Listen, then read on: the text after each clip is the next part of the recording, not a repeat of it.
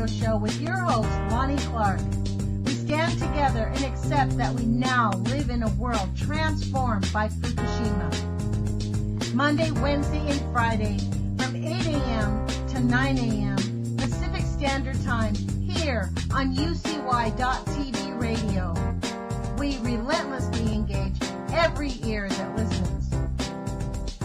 We expose and confront the complete lack of accountability for the nuclear industry. Consider social engineering programs who view our bodies, minds, and souls as assets on a balance sheet.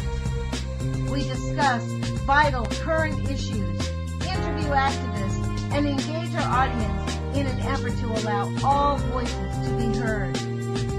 The Age of Fission radio show creates a venue that all will choose. We encourage our listeners to reclaim their power and their courage to take action and save our planet from the ravages of greed and indifference. Our actions matter. Every voice matters. We remind our listeners that happiness is resistance.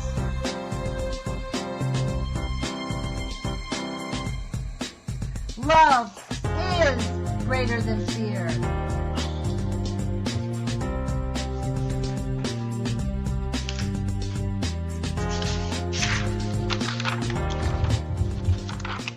Good morning, UCY.TV radio listeners. This is Lonnie Clark with the Age of Fission radio show.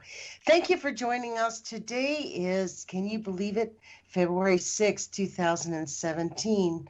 We're heading into the new year. Today I have on with us an artist and somewhat of a philosopher, Mr. Thomas Ackermann. And we have been having our own private conversations that I thought might be useful for us to share with our audience. So welcome to the show, Tom. Hello, Lonnie. Thank you for asking me on again. I appreciate your introduction, actually, philosopher. I hadn't thought of myself a philosopher.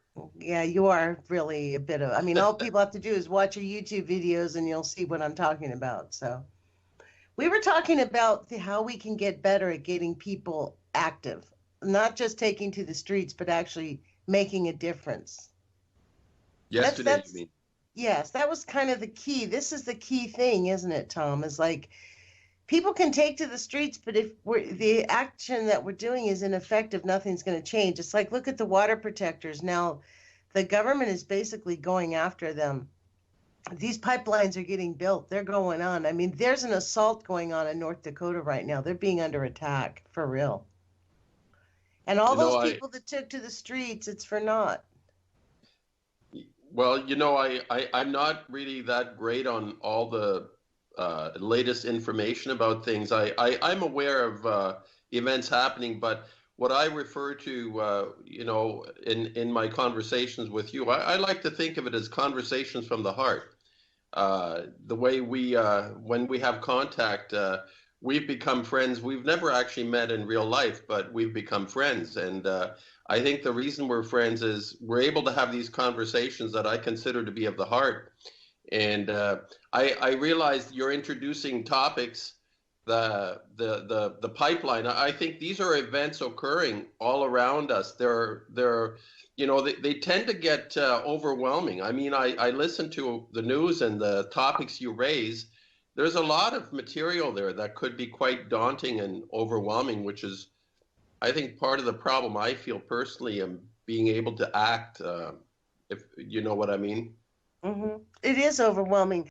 I mean, it's like the news about Fukushima the last week. They manipulate us. Like there's a story that came out on E&E News that says it's higher than it's ever been, 532 counts per minute. Well, I don't believe that that's new information. I think it's just now they're telling us because now they have a robot that can go in there and measure it after 6 years. Actually, 532 sieverts, I think it was. Yes, but still. Sieverts are like a million microsieverts. Yeah. yeah, not counts per minute, Lonnie. There's a big difference there. The idea that you could be surrounded by 532 sieverts, I think you would literally melt almost, I think, in that kind of a I think circumstance. that's the point there, is that that's exactly what's been going on for 6 years. But the way they present it as if it's new information, I think what they're doing is meeting out the most. This is horrific information that the world needs. This is Fukushima, frankly, is like a catastrophe. It's so ironic. It's the biggest, most gigantic, epic moving thing on our planet, and everybody's just whistling Dixie and acting like, huh, no big deal. I was wondering, Lonnie, considering what we talked about yesterday was about being able to be actually effective, not just be active, but effective. Obviously, to be active precedes being effective. But I'm wondering how you're holding up, because you're doing 5 programs a week on this radio station, and you're expanding your conversation to a lot of people, which is quite interesting for me, because you're including many different people in your conversations, in your interviews, which must take a lot of work. Well, it's interesting. The reason I'm expanding it is because I'm beginning to realize that exposing the lies of the nuclear industry, it bleeds into so many other aspects of our culture and our civilization. It has permeated every crack in our culture, and the dysfunction of many of the things that are going on is really at the foundation of it, the lies that started with the nuclear industry when they discovered the rotogen. When I am realizing and reading in this article on my YouTube channel, they've been studying, Goffman said it very bluntly, they studied people from the beginning of discovering the rotogen, and they started asking for permission in the 40s. So for 40 years, they were like just experimenting on every baby that came through the hospital. I mean, it's stunning, and it goes through every aspect of it. So I don't know, how am I holding up? I guess I'm holding up. I mean, I'm doing my work. It's like a part-time job, but the reality is, the reason I'm doing it is because we really have got to get people interested. And so my idea is to bring different people in to help people understand that this whole picture, it's a cohesive picture, but we're sort of being fragmented intentionally. Like, it's very interesting the way that the anti-nukers feel like the coal industry is not theirs, and vice versa, the oil industry is not theirs. Like, it's all the same thing, and it's fundamentally all about money. So the question is, how do we get people to really move beyond that paradigm? And I don't have the answers, but I do know that my friend Peter Shabarik here in town went to a meeting for how to train to be an activist and how to be a networker. And he said there was over 400 people when normally 30 people show up normally. Oh, yeah. So I think people are beginning to want to lean into this. What I think is exciting in my own life exciting is probably not the right word, but what I feel motivated by is to be actually like artists in the past who managed to understand the times that they live in and make the work based on that insight and understanding, that there's quite a powerful motivation when we recognize what is usually missed among the general population, what we call the times. I mean, there's a word for it in German that is used a lot. It's called Zeitgeist, which is to identify the times. It's not predicting the future, but is being able to live at the moment. And it's very motivating when we talk about what is it that would activate a person to become involved and even to be effective in their actions, is to know the time that we live in. So anything that distracts us from focusing on what it is that we are living today, who are we, what is surrounding us, once we actually just settle down in ourselves and begin to feel the time we live in, and the age of fission, the idea of being in the age of fission is actually another version of the Enlightenment. It's incredibly empowering to understand the time that we live in, which is something that, in my own work, motivates me to get up in the morning, go to the studio, and produce the work. And I want to have the shows that represent my understanding of the time that we live in. And I think that I see you as a person who has identified the most crucial aspects of your existence, meaning that this is so important, this event is so important, and this time is so amazingly important. It creates motivation in you. I think I'm right on this, don't you? That how can you do 5 programs, do your business, your day-to-day business? Are you still in school as well? I took this term off, but I do plan on going back in April. But I'm Okay. I'm only I going to be understand. taking one. I'll only be taking one class. I'm not going to be taking 2 classes, though. But am I right on this, Lottie? Because your motivation in this is quite extraordinary. I mean, from to have the world against you in a sense. I mean, everybody. When I bring this topic up, when I say we live in the age of fission, people shut down. So it ends up there are very few people that we can talk with and talk to about this. And we're literally left by ourselves relative to the numbers of people we come in contact with every day. Well, the interesting part about it, Tom, is that people recognize they're living in the age of fission. Like, one of the things that I really want to do is an outreach, and this is another little project I'm going to get started on, is we need to teach people how to take care of themselves in this age of fission. Like, it's not just all death and gloom. And frankly, many people are going to be sick, and they already are sick. The denial by the medical industry, by the industry that's perpetrated these crimes, is unconscionable. We're living in a time where people are willing to accept lies as truth. I mean, this is the ironic part about, having President Trump. I mean, it's unconscionable that we have a president of the United States who continues to perpetrate his own lies, bold-faced lies on television about his own policies as if it is true. And people just, well, that's Trump. You know how he likes to talk about things. No, I mean, he's a bold-faced liar. A bully. Well, bullies and liars go together, don't they? But I mean, yesterday on the Super Bowl, they did a clip of him with the O'Reilly saying that only 146 people were prevented from coming in on this Muslim ban that he's created. That there's over 100,000 people whose visas were revoked. And they're in the process of getting them back because there's a judge. Every judge that's looked at this legislation said that's insane.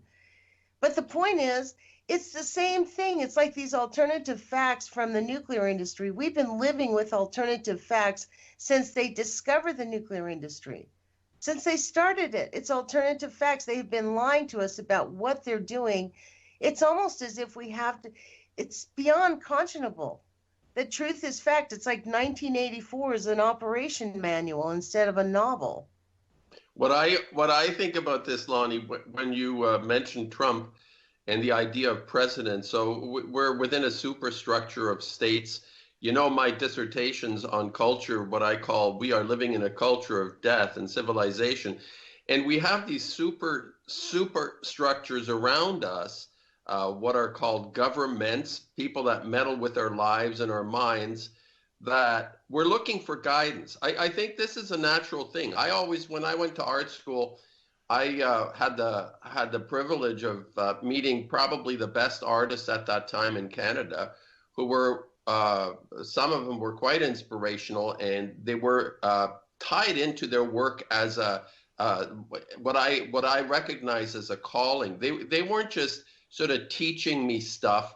They were representing themselves in terms of their own work, being I don't know who designates a calling in any individual. And I think we're looking for guidance, Lonnie. When we talk about these people like Trump and these leaders, we're misplacing our expectations. I think this is something that is so obvious now, to elect someone that is of such a low quality as a person. And last night we talked about elders and the idea of elders. What has happened to the concept of elders? Where are the elders? Where are the people that have the experience and the wisdom to inform younger people for direction? Not tell them where to go, but inspire them towards a direction, Lonnie. What's happened? What's happened to that whole concept? I haven't got a clue. I mean, what's really happened is they've intentionally demeaned it. It's part of the rocking up of culture. It's like the destruction there. It's been this process. This is the interesting thing. With the election of President Trump, it's the culmination of 100 years program. I mean, honestly, when we think about when they first incorporated the United States, this is just a natural. Dave Ratcliffe, who I interviewed on Friday, he is the gentleman who owns John Goffman's rights to his books, right? And we were talking about this, and he said, look, what happened was slaves became free, so they had to incorporate the United States so that they could basically, and that's really what it's happened is we have become this concept of who we think we are and what we're really living is in complete conflict with what the reality is. Like, we really have no concept of, and Trump just highlights it, and we're expected to just accept his lies and bullyism, and it's a standard bureaucratic authoritarian regime that they're attempting to roll out. I mean, Mike Pence says, well, we're going to get this judge one way or another. Really? That's actually not true. They can't just come in and decide they're going to rewrite our Constitution, and yet this is exactly what they plan on doing. I mean, just Pinochet-style government, and I think this is why people are beginning to get active, because they're beginning to realize if they don't get active, what we consider to be our way of life is going to rapidly spiral downward into a kind of fascist, openly fascist state. Okay, so when we reflect on this, when we discuss this and think about this, we're undermined. Ultimately, what I take away from all of this, and the Age of Fission is probably the age of being totally undermined. It's whatever happened before. I think we've come through history, which I actually don't believe is as it is expressed in a chronology, in a consensual history. I don't believe that this is actually what happened. I mean, the victors always, we know that the victors write history, and who has succeeded are the people that are able to manipulate us. And I think we're undermined at every step. So now, understanding this, knowing this, well, first of all, I think we have to accept that somewhere, that what you're saying is true. Now, what do we do with that? This is what I'm always focused on. I mean, to announce the usual suspects who are doing this is important. I agree. I agree to be able to articulate the culprits. And but once we have that, and I don't think there is any sense in speaking to anyone unless they fundamentally accept that we have to be on the same page in this before anything can be communicated. So you and I have this innate understanding in some form or other. You have your way of seeing it, I have my way of seeing it, but we're really on the same page. Mm-hmm. So where do we, what we talked about last night about why are we so ineffective? And I think that what's happening is that everybody is on a different page with this. And we need to be on the same page, which is what I guess maybe it's like to create a consensus of what's really important. And there are many things people can have fights on all different levels. And I place a lot of value in picking a fight. I think there is no point in living if you haven't really picked a fight. And I mean this in the sense of trying to make a difference, like really being committed to something, whether that's in our own lives or it's like going out of ourselves into the bigger world. But where do we become effective? How do we actually make a difference? And what I want to say, and when I do my videos, what I say to people is that the first step of starting to be on the same page is to make fundamental changes in our own lives on some very meaningful level. And that doesn't have to be like a magnificent change, like moving to India and living in an ashram or something. It has to do with something in our day-to-day lives that make us feel we're in control just by ourselves. We're able to accomplish something in our own life. So when we hit the wall on something as monumental as Fukushima, it's going to not be as overwhelming. Like everything that we face. And there are many people out there that can pick their fight and make a difference for all of us. Like the smallest thing becomes incredibly important. Like you always say, we all matter. Every person matters. And every person matters in the sense that they're able to change something in their own life. That's how we begin to matter. And to pick on the biggest fight in the universe isn't going to work. I mean, it has to come, there is a prerequisite to being effective and even wanting to do something about anything. And the first thing is, like you and I, we are in communion on this age, what we're facing. I mean, what it is that we're really living in. So that's sort of my thought on our conversation whenever we have this. I call them conversations of the heart, because we're dealing with very important issues, but as they relate to me and as they relate to you. When I talk to you, you let me into your personal life and what's happening. And actually, you're very forthcoming. I think the way you talk about your life is the revealing part of it.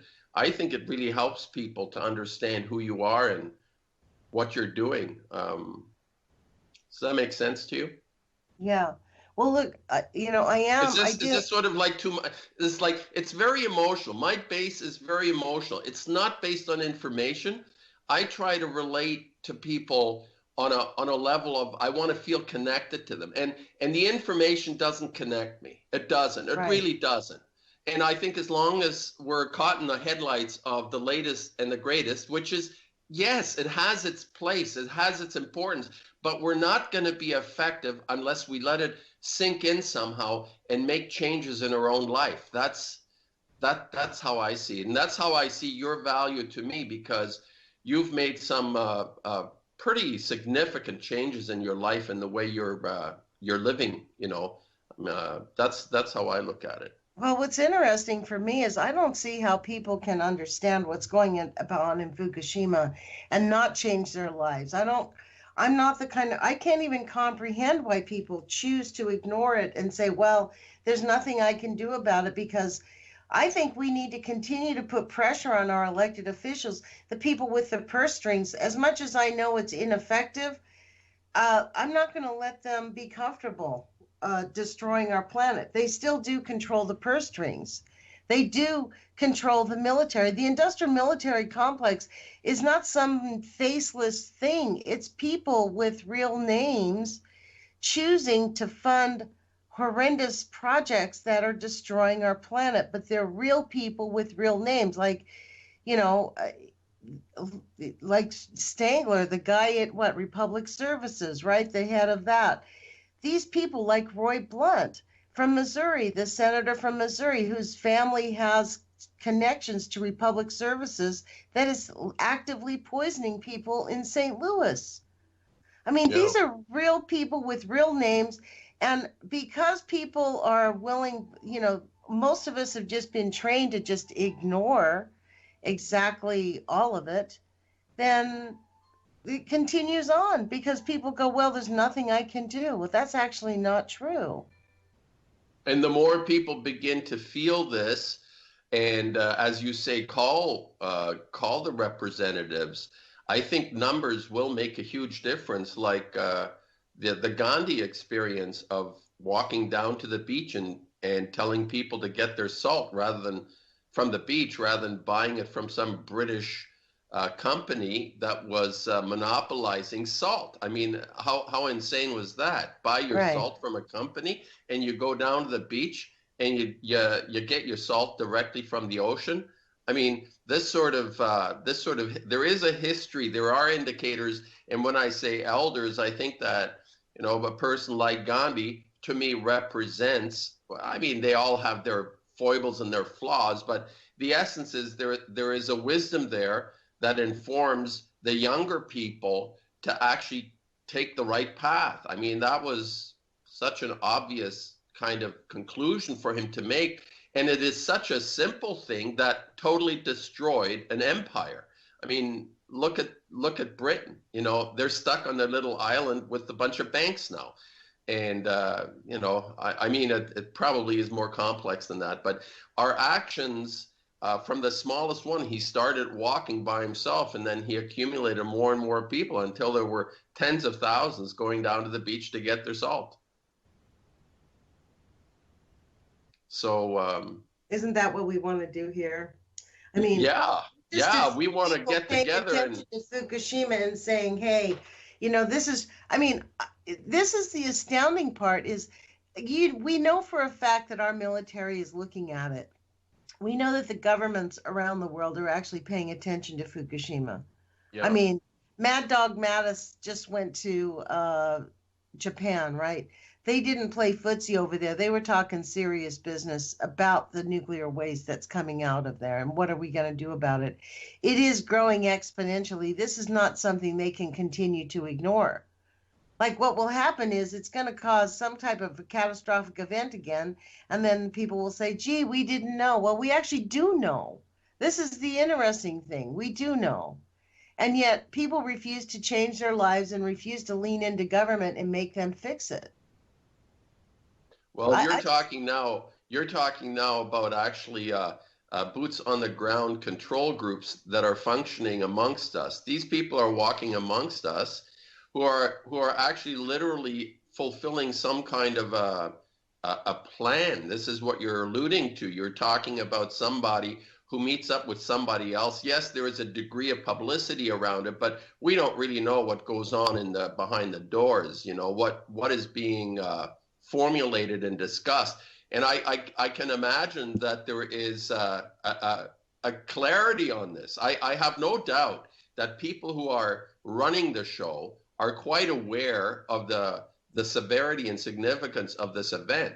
But the fact that they're not being, that it's not being publicized shows us it's a cover-up. I mean, anybody can see, based on the photographs from this stricken plant, that there is a problem. Mission Control, right, we have a problem.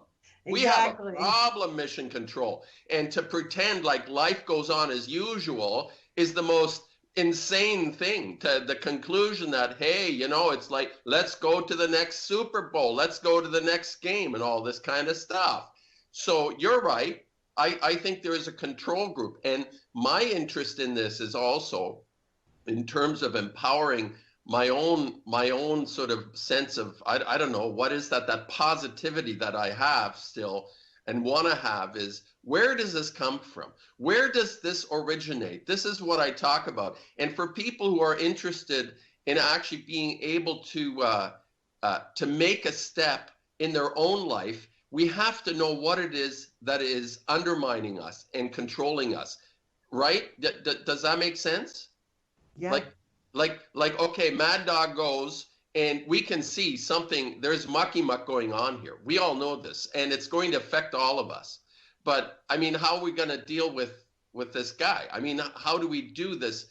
Incredible structure around us is so complex, and people are complicit in continuing something that isn't working. We just have to look around us.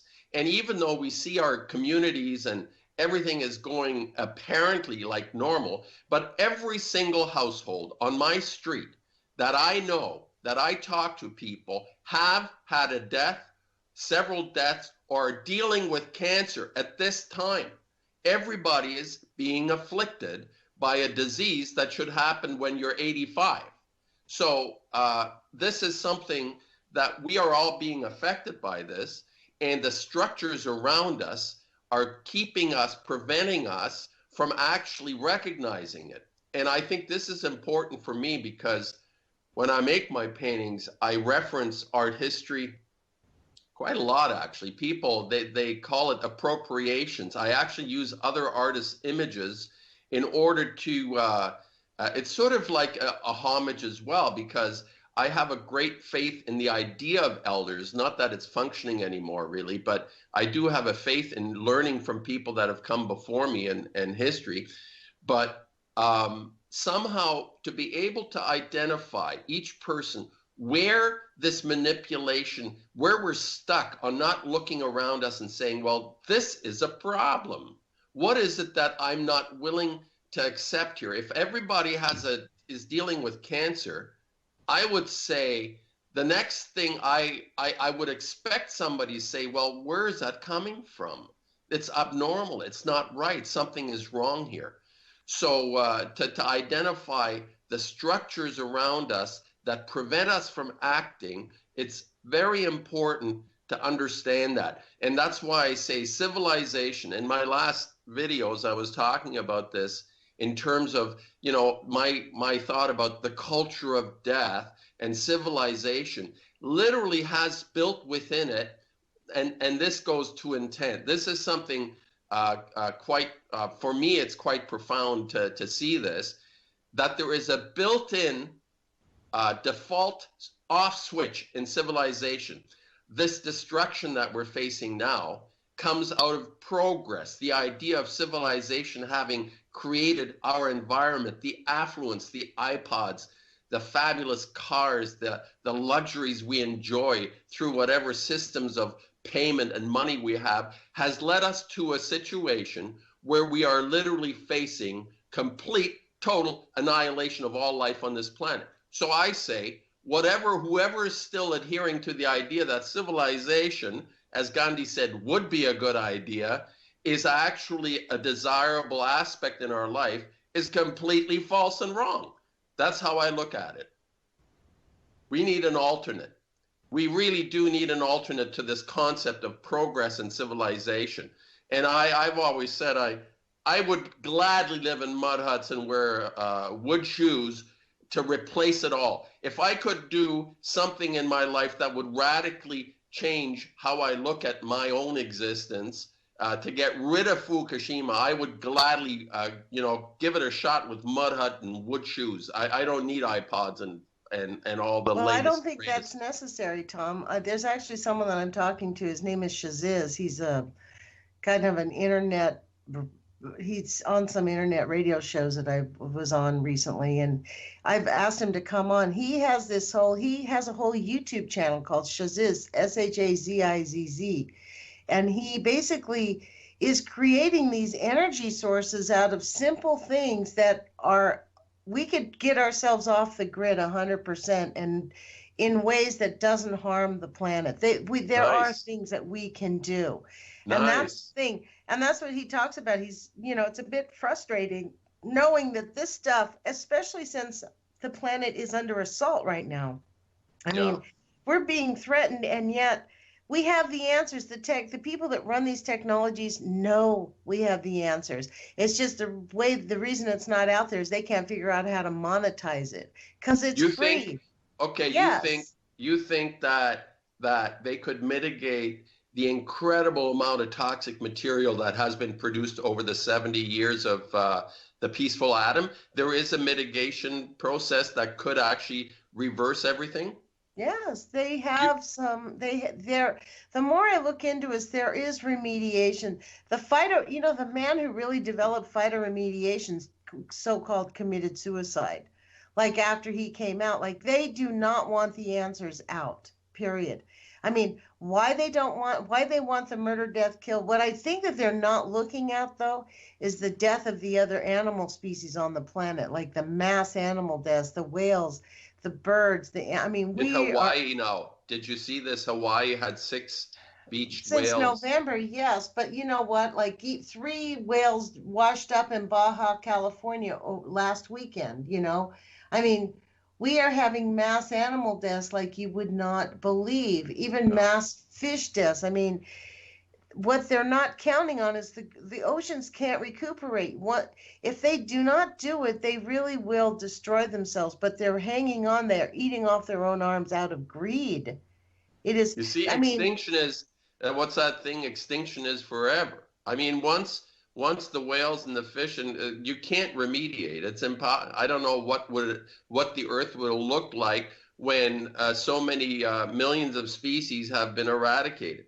I mean, this is so horrendous. This idea. I mean, it's difficult to comprehend and even say it with words. Like the idea, they make a big fuss about the dodo bird, and we're talking about, potentially the Earth never recovering in any sort of way from this event, man-made event.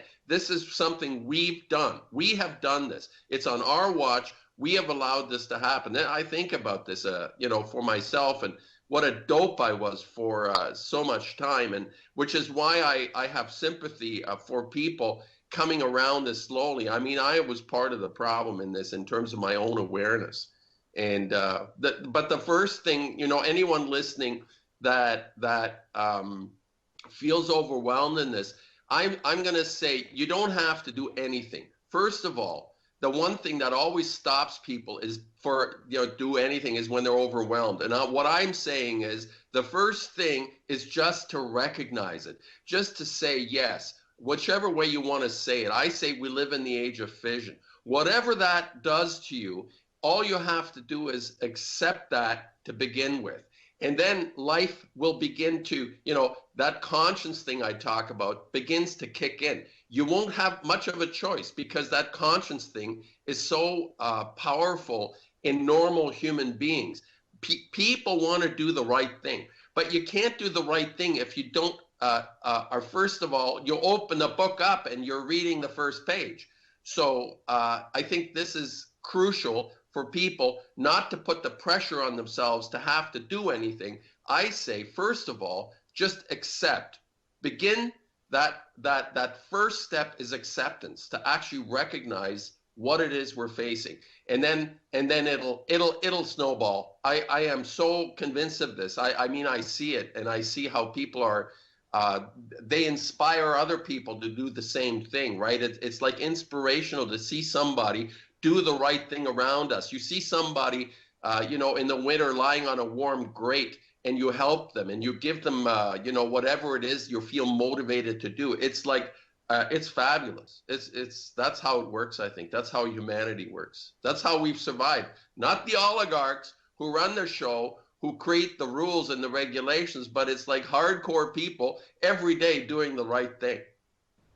And I also think it doesn't do any good to keep repeating the facts, the horrors of the facts, because we know the atrocities that they have had to, I mean, I've had guests on here who have talked about, horrendous acts of violence being perpetrated against them by the nuclear industry or by the dark state or whatever. But the reality is those facts don't motivate people to get active.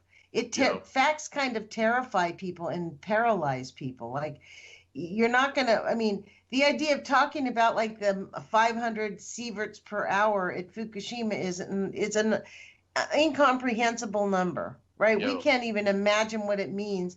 I mean, suffice it to say that you go within a few feet of it and you're dead within 20 minutes. That's how strong it is. You know what I mean? Like that's a fact. That's a fact. Yes. Now people resist that. This is something that, why is a nuclear explosion so devastating? Because exactly of what's happening in Fukushima is the peaceful atom doing the same thing. Why do people die in nuclear explosions? Oh yeah, it's a big blast. Well, what is happening is each atom is a big blast in those plants. So, when they're inside of us, you ingest one of these atoms, never mind the 500 or 330 sieverts per hour. It's like these things are proven to be actually that. It's not an argument. And what I find quite curious is that there are people out there, and Dana talks about this often, about the scientists, who actually insist that nuclear radiation is not a threat to life. I mean, I find this outrageous. Ionizing radiation from a man-made chain reaction is not dangerous to all life on this planet. How can anybody actually say that anymore? It's so obvious. It's proven.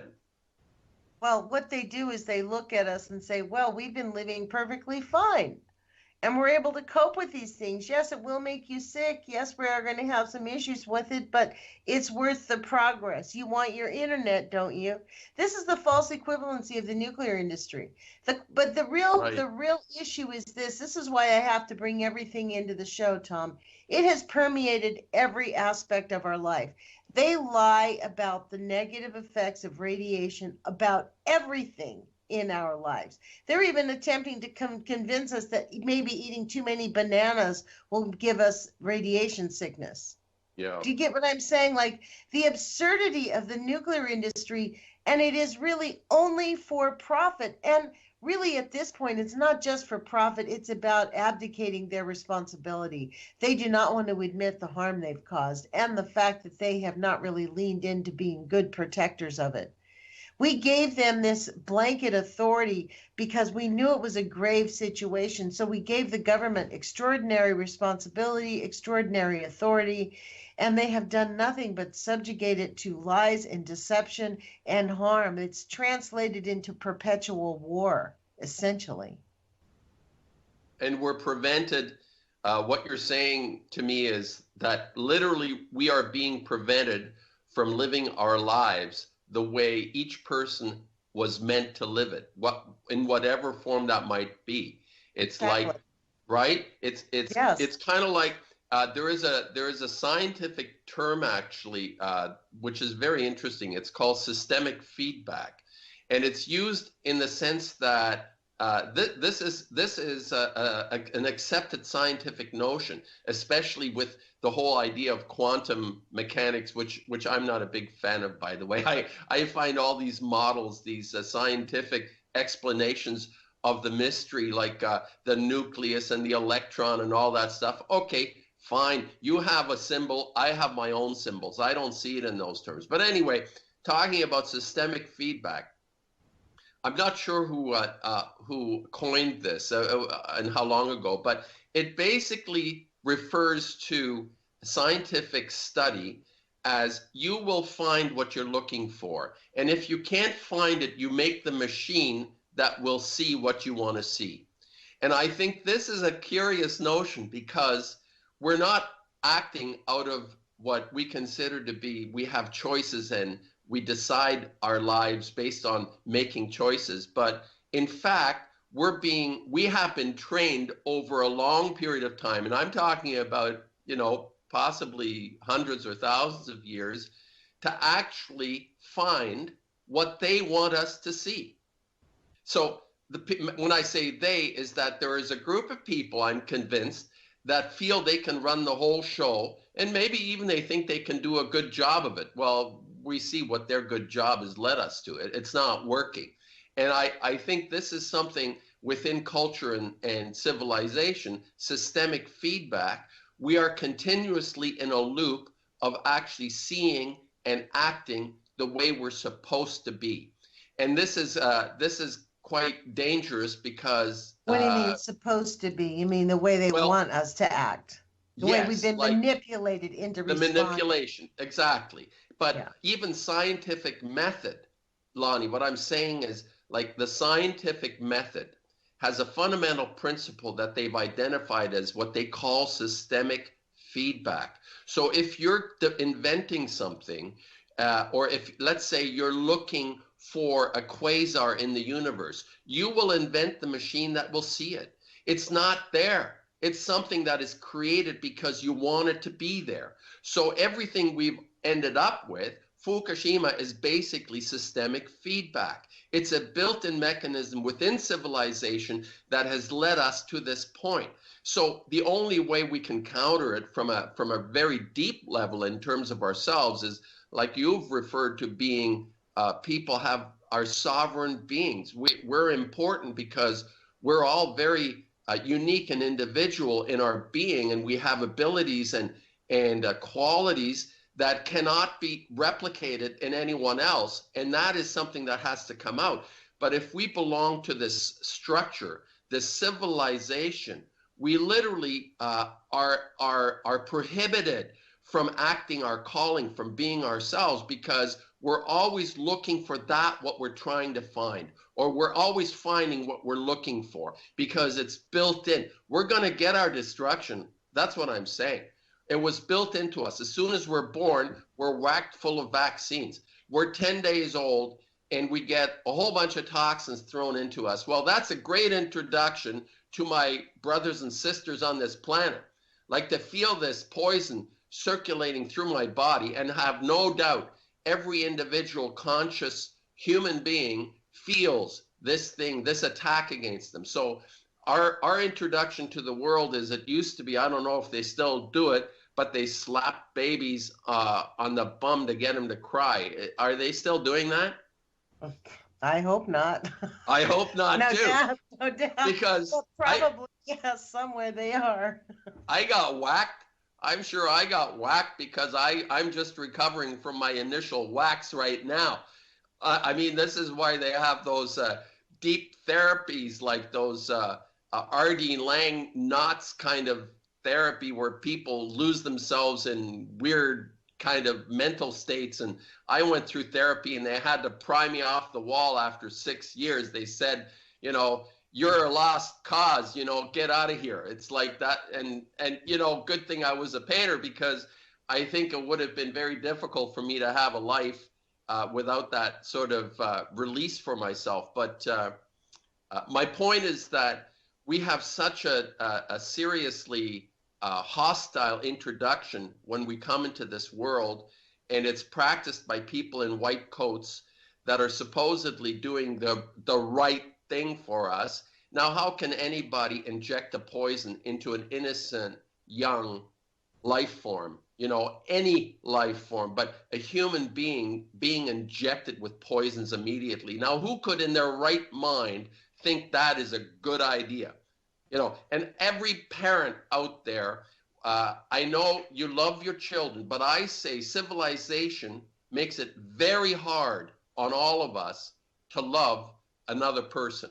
And this is something that we have to grapple with and, you know, get a hold of, because as long as people have children, they need to do the right thing and be informed and not create the next monster. Like somebody who is hurt early on like that is going to turn out to be like a Trump.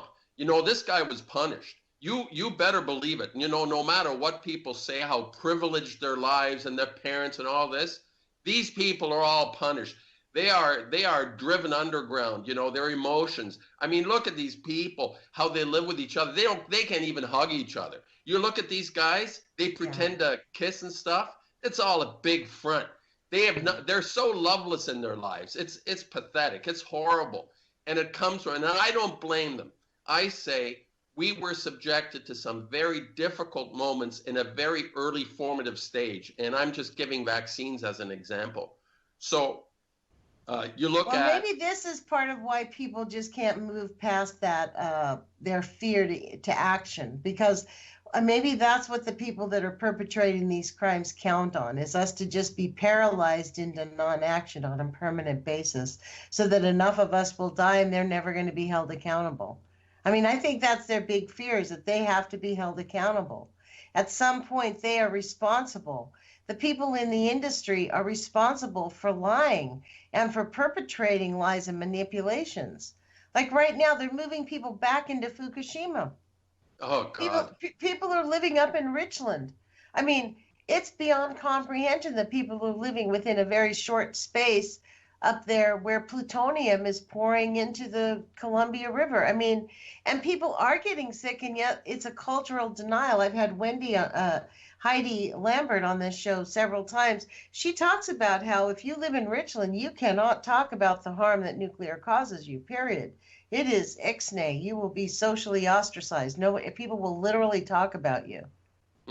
You know what this, like what comes up in my mind is like, you know, the Groucho Marx thing. I would never belong to a club that would have me as a member. And the club that I definitely cannot belong to is this club of hurt. I mean, look at it. It's all about hurt. It's people hurt to such an extent. And it's shutting down. I've said this on some of my videos, that hearts are being broken from all the hurt. And heart disease is still the largest, apparently it's still the largest cause of death in the population. And a heart is not a pump that pumps blood. It's something else. It gives energy to every cell the blood goes through the heart. This is how I see it. There is some kind of transfer of an energy into every blood cell that goes through the heart. And it's impossible for the heart to be a pump that reaches all those little capillaries. You just try taking a big hose and filling a whole bunch of little hoses. It doesn't work. You need pressure, like a gazillion pounds of pressure. It doesn't work. So something else is happening. And I believe that the heart is a part of our body that gives this positive energy. And when that fails, we have heart attacks. And I think the hurt is a huge part of this disease, that people are hurting so badly that their hearts just give in. They die of broken hearts. So the pressure is for us to belong to this broken heart club, the club of hurt. I see it as a big club of hurt, and everybody gets paid off with a paycheck, and they think they're actually benefiting in this club, and they're not benefiting because they're going to die of heartbreak. So my suggestion to all the people listening to this, if you have a sense of this hurt, get out of the club. Get in with us, get in with the Lonnie Clark and Ackermann club of we can do this. We can do this if we buck this horrible tradition of accepting the hurt. Just let's stop the hurt. Let's stop all the hurt. Yeah, exactly. Their paradigm is not our paradigm. We do not have to participate with it. Our thoughts really are things. We can manifest something. It's like the Dalai Lama said, if you believe it, like somebody asked him a question, well, what do you think? And he said, well, it's because if you believe that's the answer, that is going to be your answer. So It's very important for us to guard our thoughts. This is why the number one agreement with the 4 agreements is so important. Like, very important to guard your thoughts and to refuse to participate in negative self-chatter. In the back of your head, oh, it's all fucked up, we're never going to do it, blah, blah, blah, blah, blah, blah. Continue barfing on yourself about and ruminating over the horrible things that happened to you in your past. Well, yes, horrible things have happened, but those are lessons, life lessons that you can move forward from.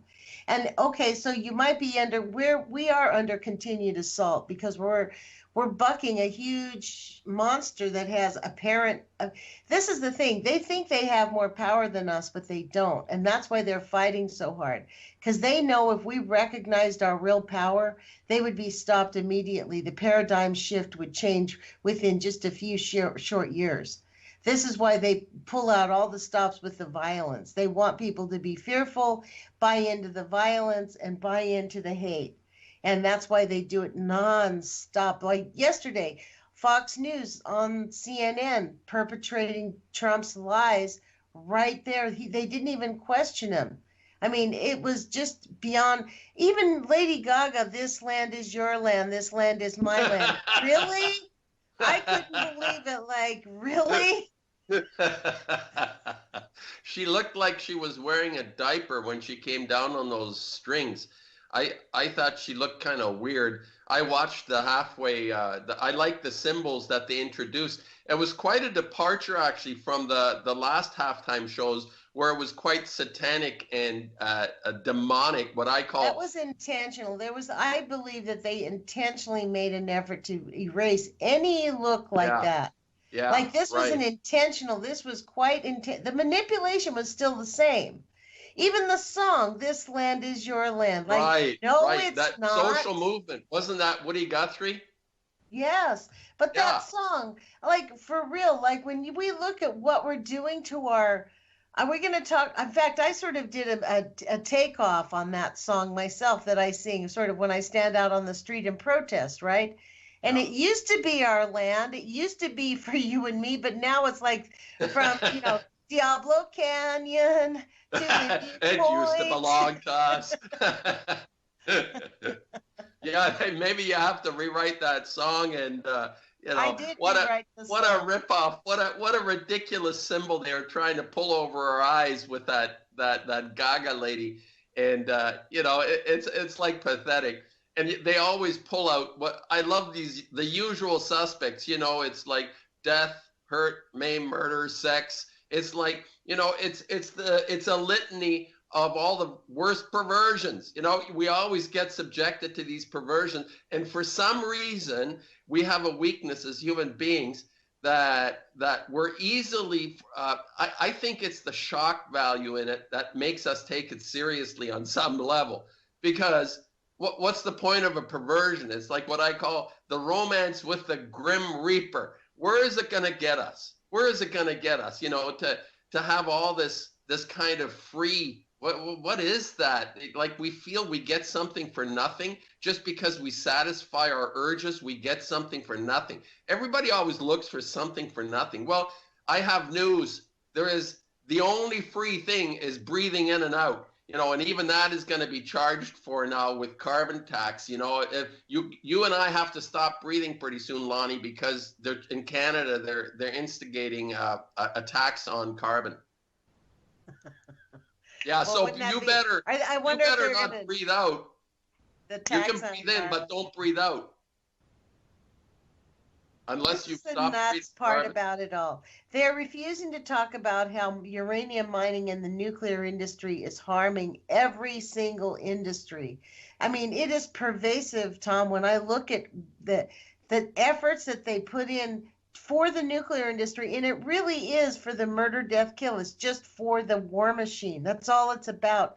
And people think that we're working for peace on this planet. No, we're not. We're working for war on this planet. There Yeah. is no peace movement. There is no real peace movement. Like yesterday's bullshit on the stupid bulls. Like, she comes out singing "This land is made for you and me." Like, really? I mean, while the people that are protecting, trying to not have the last little pipe built underneath the Missouri River are being shot with pellets, Right. and while they're dumping billions of gallons of plutonium into the Columbia River, billions of gallons of tritium into the Hudson Bay, fish dying in Florida and in the Gulf Stream from, he wants to put Rick Perry in, who oversaw one of Texas's largest nuclear waste dumps that happened. Like, they had a huge spill that Rick Perry oversaw and became a disaster. It's just unconscionable It's that grotesque. It's Well, grotesque, Lonnie. It's how do grotesque. we move? This is, I guess, the same question. We're still not closer to where we were an hour ago. We've got a couple minutes left, but I disagree. I really feel quite invigorated by this conversation again. Our conversations from the heart. And what you confirmed, even with the Dalai Lama quote about your thoughts are things, right? It actually is the same as the idea of systemic feedback, that we can actually change this story. We can create our own story. We don't need to creating it, whether we Yes. want to accept it or not. See, this is why it's important to stay positive in our thoughts or things. Envision what we want to see. Envision the solutions. We may not be able to see it in front of us right now, but our thoughts are things. It's important for us to recognize that we are active participants in the future and in the past. I mean, our thoughts are things. What we manifest, what we believe, will come to fruition if enough of us really can see the future as being something that we can hang on to. And to basically make that first step of acceptance that this is happening. This is not a fantasy. This is happening. This is real, people. And the first step is an acceptance of this, and then let your conscience do the rest. Yeah, I agree. Well, Tom, how can people see your artwork? Is your show still going on? Yes, and I'm in a group show coming up as well. So there's good activity on my art front in terms of showing after the last 4 years of zilch nothing. So well, what's your website? We have about 30 seconds. My website was hacked, and I have a fabulous web designer working on it. Okay. It's Eric Jordan in New Zealand has taken on the job of presenting me to the public. Okay, well, you can find him on Art Rant, I think, or H. Thomas. Well, you Ackermann. can find my videos. I have one page, Ackermann-artist.com is my website, but you don't see much on there right now. Okay. We've got 10 seconds. Thanks for joining us, Tom. Man. Really appreciate it. You guys take action. Put your courage feet on. Your thoughts are things. We can lean into this and create a future that's positive. So Fabulous, take Lonnie. care. Fabulous. Thanks. Love you.